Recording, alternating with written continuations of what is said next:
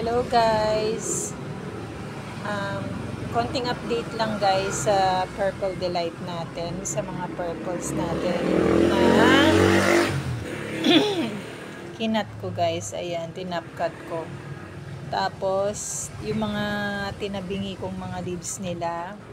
At saka yung mga leaves na nilif prop ako dyan sa mga sa mga puno nila guys. Ayan o. Nilagay ko lang dyan sa may pot nila. Ayan. Tignan nyo guys. Oh. Ayan, twin head pa siya. Oh. Halos lahat naman guys ng mga leaf na i-leaf prop ako sa mga pot nila. May mga babies na guys. Ayan. Ayun sila guys. Tapos,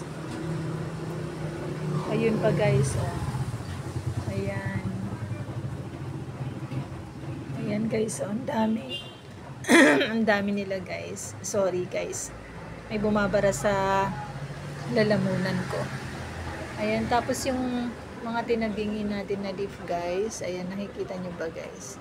May mga tubo na rin siyang pops. Kaya kahit na pangit silang tignan ngayon guys, gaganda rin yan soon kapag lumaki na yung mga babies nila. Ayan. Mga purples natin. Dami. Pasensya na kayo guys sa mga sasakyan ha.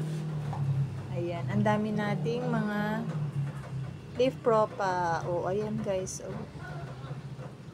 Ang dami. Mga nagtubuan na sila guys. Meron pang hindi. Yung iba wala pa. Tapos, ayan. Yung mga puno na pinagkatan natin, ayan, may mga lumalabas na ring babies, guys. Ayan, oh. Ayan. Tingnan yung mga tinabingin natin na leaves. Ayan, may baby. Yung iba wala pa din. Ayun pa, oh. Ayun. Kaya kapag lumaki rin yan, mga yan, guys, yung mga natabingin na leaves, mga lumabas nilang pops, magiging sanga din yan guys. Magkakasanga din sila. Ayan, may mga lumalabas na rin mga babies sa mga stem nila. Ayan, ang dami guys. Oh. Ay, nakakatuwa lang guys kasi walang problema dito kay Purple Delight. Ayan, Graptopetalum Purple Delight. Ayan, oh, ang dami niyang babies yung itong stem niya, oh. Ayun yung mga tinabingi rin na dahon, yung mga babies nila malalaki na. Yung mga iba kasi tinanggal ko na, guys. Ayan, oh.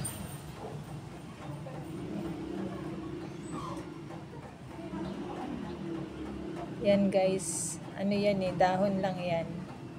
Laki na na. Tinanggal ko na yung mga nag-dry na dahon nila sa mga natabingi. Ayan guys, yung iba, oh.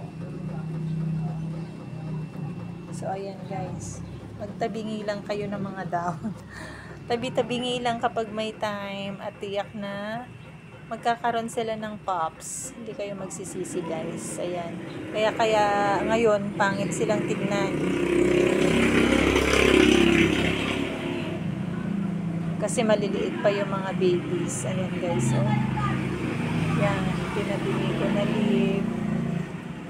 Ayan, yung mga stem naman nila na nagka-babies. Ayan guys, oh. Yan, kapag malaki na guys, natabingin ko yan na leaves. Kasi kailan ko lang pa naman ito kinat.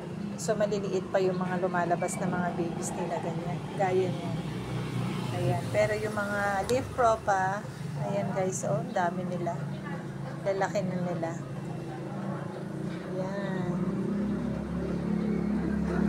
Kaya nakakatuwa lang. Mag-propa na mag-propa dahil walang paltos sa pagbibigay ng leaf, ay ng mga new babies nila guys. Ayan. Ang Graptopetalum Purple Delight. Ayan sila guys. So kapag lumaki na tong mga to, ayan yung mga natabingi. Pwede na naman nating i-top cut yan. Kasi yan naman yung mga kapalitan na nila pag lumaki na sila, guys. Ayan. Kaya konting antay pa para makatop cut din natin tong iba. Magparami tayo, guys, ng ng succulents sa pamamagitan ng mga leaf propa at cuttings. Ayan. Para hindi na tayo bili ng bili, guys, diba? Ayan. Ayan sila. O, nakakatuwa. O, may mga 2 heads. Ayan.